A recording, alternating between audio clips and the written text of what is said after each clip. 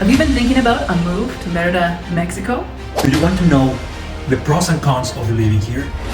From first-hand people living on the ground? If so, in this video we're going to talk about all the great things about life in Merida, as well as some of the more challenging aspects. So check it out. We are Meghan Noe Yucatan Living.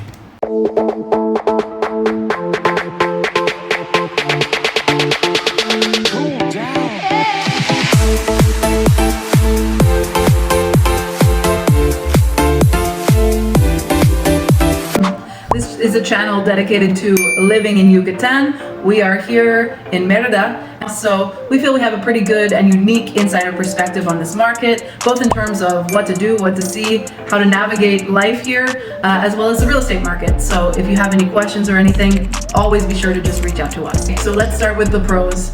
Number one great thing about Merida and life here is that it's a super safe city. Probably you've heard this time and time again. It is ranked amongst the safest, if not the safest city in North America. And there's lots of rumors that whirl around as to why that is, but no matter what the reason, just know that you can feel incredibly comfortable and secure navigating this city. As a woman, as a foreigner, I feel perfectly safe driving here, and I've never encountered an issue, knock on wood. I've never even been pulled over by the police. And actually, the police are super helpful here. We've seen them in many occasions offering advice, helping people with their bike chains, like they go above and beyond. And the police presence is heavy here. You'll see them all over the place, but really, they're wonderfully friendly and super helpful. And the numbers don't lie. The stats are there. Is for sure Merida is in the top 5 of the safest cities. You feel the safety. There's nothing to worry about in here. I mean, like in everywhere, you have to take your own precautions, right? But to be honest, it's very, very, very safe. I actually feel more comfortable and more confident walking around the streets of Merida at night than I do in my native home of Vancouver, and also Calgary, where I spent 10 years living. So I think that says a lot. Canada's not a dangerous place, but some of the unsavory aspects of bigger cities like Vancouver and Calgary, and Mexico City actually, we lived a couple years there as well, they just don't exist here. And it's lovely to just know that you're okay when you walk out the door. So that's a big selling point about this place. Okay guys, number 2, cost of living. I mean, it depends on your family format and also lifestyle factors. Generally speaking, the utilities, the healthcare, the rents, everything is way cheaper than in North America and some other popularized Mexican bigger cities, right? So we'll make another video in a very detailed way, every single aspect of at least of our cost of living, right? So you guys can have an idea. But generally speaking, water, the HOA fees, real estate, rents, property tax. Property tax is completely laughable compared with North America. For an example, for property tax, I pay more for 1 month of property tax on an apartment I own in Calgary than I do for the whole year of the house that I own here. To consider, power could be expensive. Not as expensive like in North America, but could be a little bit more expensive than normal. It's your biggest expense for sure. It's the only real substantial bill that you have. So you can also consider installing solar. We're certainly considering that. But yeah, overall, cost of living here is fairly reasonable, and certainly less than major other metropolitan cities in Canada, the US, or Mexico. And other expat-friendly destinations in Mexico, the costs are lower here. Hey, number 3. The unique and rich culture. As you may or may not know, Yucatan is still a Mayan civilization, and that culture is still very present and seeps into everyday life. From the clothing that some people wear, from the language, it's still a lot of Mayan phrases and words are ever present, and the food is a huge component of that as well. Lots of very traditional Mayan dishes that are staples in the diet here and are very cool. So yeah, it's a blend, a little bit of Mayan, traditional Mexican, colonialism in the form of the architecture that was present during the boom times that happened here. And yeah, it's just a very unique place. It has a vibe of its own, and I love that. It's a very inspiring city Merida, and it has a very strong artistic community because of that vibe. I think people are drawn to be creative here, myself included. I actually started working in ceramics when I moved to Merida, and I just love it. So it's a very inspiring place. You're surrounded by beauty, whether that's natural beauty or architecture of the more colonial type or the modernist type. So yeah, it's a very cool place. And it's a touristic destination, this place is insane, the amount of places to visit. So we can't forget about all these museums, art galleries, temples, ruins. This place is an explosion of art and places to visit. And history. So culture, unmatched. We go with number 4. There's such a relaxed lifestyle here. It's completely different from other places. That this place is more family oriented, is more cultural, is more creative, like Meghan said. So, generally speaking, it's not an international party destination. Yeah. They know how to party. Don't get me wrong. They're still Mexicans. They like to have a good time. But this is not Ibiza. Okay, number 5. About the great things about Merida is its proximity to incredible natural beauty and incredible experiences in nature. So whether you're into beaches, within like a 1 hour's drive, there's probably close to a dozen stunning little charming beach towns with beautiful coastline for you to explore. Everyone has its own sort of feeling and pros of its own, and you have to explore them all to figure out which one you love. The jungle is plentiful here. If you're into ecotourism, there's so many different activities that involve sort of navigating the mangroves and exploring that type of biodiversity. Yeah, I think if nature is your jam, then Merida is the perfect launching point for so many different activities and day trips that you start to take it for granted, honestly, but it becomes part of your lifestyle here. Nature is ever present. Before going to the cons, we want to explain one, and it's talking about the weather. Because there's a lot of people that say it's a pro, it's a con, it's a con, it's a pro. So for the most part, the weather in Merida is great. The majority of the year, it's like a typical tropical climate. Nice and warm, nice and sunny. It is a little bit humid, so you need to be accustomed to that, but most of the year, not an issue. There is a stretch of the year, however, starts sort of in May, into the summer months where it can be uncomfortably hot and uncomfortably humid. And so that's something that real Meridinos have to deal with. And people that just come for the winter, they're snowbirding, they have an investment property, they like to visit during certain months of the year, not an issue. But if you're really considering moving to Merida full-time, this is something that you can't ignore. I personally think it's a great moment in May and June to go visit Canada and cool off a little bit. But that's when people turn into summer birds. Yeah, we're the opposite. We fly back home. It really depends on your tolerance levels. That's the truth of the matter. It's a pro and con, for sure. Not a prawn, a pro.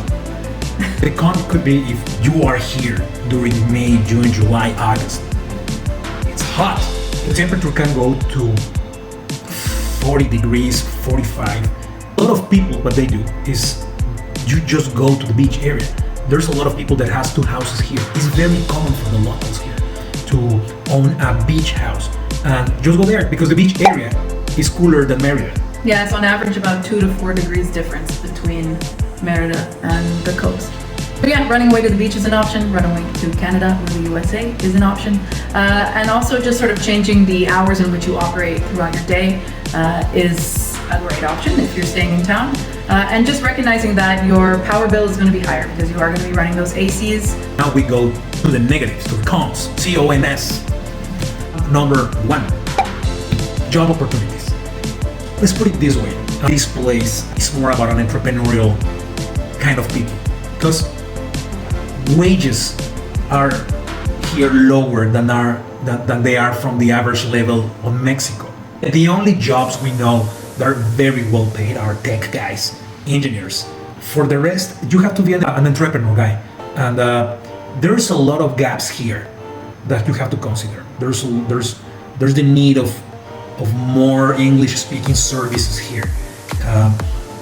So if you are someone with certain skills that are needed here, You can absolutely come down here and just do your thing. I think if you're moving to Merida and you have an online work scenario set up, or you have a pension, you're retired and don't have to worry about working, then you're good, you're golden. Because the cost of living is lower, and if you're still making a salary in your home country or your home city, you're good. But yes, the hourly wage and the minimum wage here has not caught up with global inflation. That's the truth of the matter. So it's still going to be a few more years until the minimum wage, and as a result of that, higher paying jobs become higher paying. In comparison, apple for apples, like if you're looking at a manager level role in Mexico City compared to here, you're basically making half of your salary. So for entrepreneurs, like Noe said, there's so many opportunities where if you're coming from a more developed city and you've seen the way that gentrification goes, you'll be able to identify all sorts of holes in the market where you could potentially set up a business and really flourish, whether that's something that's missing from, the environment overall, or if it's specifically catering to the expat community or foreños, who knows. But if you're a self-starter and are business-minded, I think there's lots of opportunities here. But if you're expecting to just get a normal entry-level position or a service-type role, you just have to anticipate making less than what you're used to, probably about 50% less. It's not a place for sitting down and sending resume to companies. It's not that way. All those big companies are in bigger cities like Mexico City, Monterrey, Guadalajara, etc. But this place is not like that. Con number 2, and we're not talking about cons like con artists, although, speaking of, I think that's going to be con number 2. There are, as in any city where there's a lot of money coming in, there is a growing sector of opportunities for people to become opportunists and look for opportunities to scam people out of money. And that is a factor here in Yucatan that needs to be considered in a lot of different ways and in a lot of different situations. So let's talk about rentals or purchasing properties as an example. If you get involved with the wrong developers or the wrong real estate agents or the wrong whatever professional services, you can find yourself light on some money and without whatever it was you were intending to purchase or rent. So you need to be really careful here and make sure that you're working with reputable, bilingual people, such as ourselves in the case of real estate purchases, or at least be working off of referenced people where someone has recommended them to you, whether it's your lawyer or your rental agent or whatever, your banker. Like, you need to really make sure that people are endorsing these professionals to you. Number 3, Merida is still a cash flow society for some reason. There are a lot of places, high-end places where you can pay with your card, but I don't know, there's so much businesses that they just use cash. For some reason, I wonder why.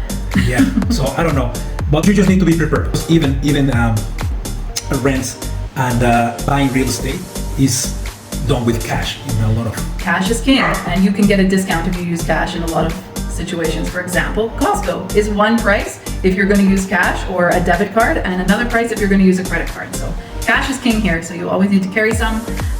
Even for the little Viene guys, you need to make sure you have coins, because that's just part of the culture and it's charming, but you have to give a coin to the guy who helps you back up your car. So yeah, cash is king and you must have it always. Con number 4, bugs. It's true. Remember that Merida is a city built in the middle of the jungle, and it's a tropical climate here, so you need to adapt. There's ways of keeping bugs under control. There's mosquitoes, mystery caterpillars, millipedes, all sorts of interesting critters. Dragonflies. Yeah. But it's not that they are all over you and no, they just surprise you from time to time. Yeah, but it is what it is. There's thousands of traps to keep and pesticides to keep that under control.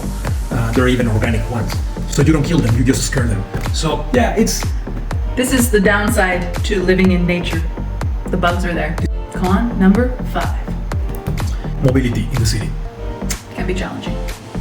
The truth of the matter is that life is way easier with a car, but take into account that this city is not as big as other cities.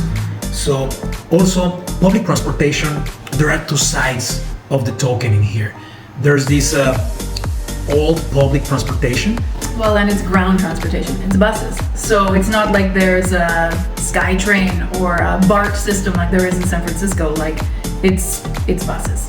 There's no subway neither because the ground here is different from other places. It has limestone, so it's not the end of the world. Uber is so cheap here in Merida. You can go from point A to point B just for a few dollars. That's the truth. And to be honest, also the city is investing a lot of money in these new different transportations, like the new buses, and their name va.link. You can buy an electronic card and just jump in there and go whatever you want. As you can see, this new transportation, because they're new blue buses, high-end with AC inside, Wi-Fi, screens. The city has been investing in that. They're opening more routes. We'll create more content about that because actually they depart from the airport to multiple spots in Centro and some other places.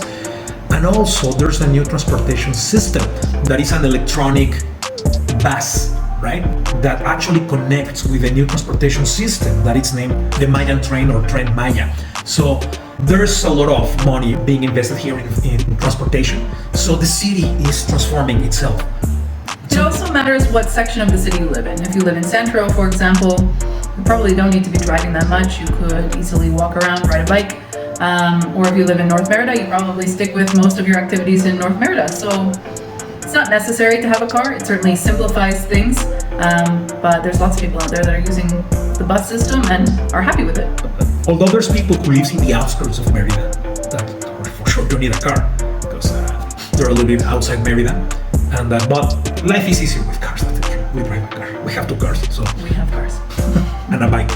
Okay, guys. So just to conclude this video, our overall assessment on this is that there's way more pros than cons. We love living in Merida. We love it. And actually we can give a pro bonus here. Friendly people. Absolutely. The community here has been super welcoming and lovely. I love my neighbors. I love saying good morning to them every morning. I have a community of people down at the pottery studio that are fantastic.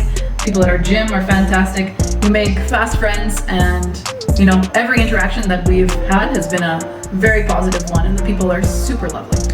Also, there's something very important to consider, and it's not only about relocating or visiting Merida. It's about you who's watching this. What's your adaptability level? This is true. What do you want? What do you need? What's the motivation behind moving to another place? What's your tolerance? If you want it to be exactly like your hometown, it's probably not going to be. That's the reality. But for me personally, and I think for you, what I love about this place is that it isn't my hometown. It isn't even my home country. They don't even speak my first language most of the time. So, you know, that's something that I'm into. I love living in an international place, and I love the challenges that come along with that. So in a lot of ways, for me, the cons that some people would see of living in Merida are a pro, or a bonus. So every con has a pro. There's no problems. It's too hot. You've got a pool. You've got beer. You've got electrolytes. You've got the sun, the happy life. What's the problem with that? You have to find those silver linings. So yes, there are absolutely challenges to moving to another city, and a city like Merida, Yucatan, but the pros are far outweighing those challenges. Anyways, that's all for today, guys. We are Meghan Noe Yucatan Living. Please follow along, give us a like, put your comments below with any questions about life here. Or subscribe to the channel, hit the bell, so you know when we're putting up new videos. We'll see you later, guys. Hasta luego.